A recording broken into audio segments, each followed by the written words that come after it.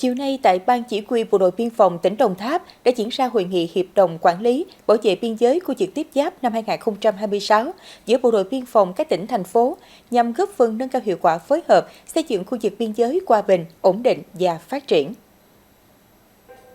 Tại hội nghị, các đại biểu đã nghe báo cáo đánh giá kết quả phối hợp trong quản lý, bảo vệ biên giới năm 2025 giữa Bộ đội Biên phòng các tỉnh Đồng Tháp, Tây Ninh, An Giang trên tuyến đất liền và giữa Đồng Tháp, Vĩnh Long, Thành phố Hồ Chí Minh trên tuyến biên giới biển. Trên cơ sở đó, các đơn vị đã thảo luận, thống nhất phương hướng, nhiệm vụ hiệp đồng năm 2026, tập trung vào công tác trao đổi thông tin, phối hợp tuần tra kiểm soát, đấu tranh phòng chống tội phạm, góp phần giữ vững an ninh chính trị, trật tự an toàn xã hội khu vực biên giới, khu vực tiếp giáp. Đại diện Bộ đội Biên phòng các tỉnh thành cũng đã ký kết kế hoạch hiệp đồng quản lý, bảo vệ biên giới, khu vực tiếp giáp năm 2026.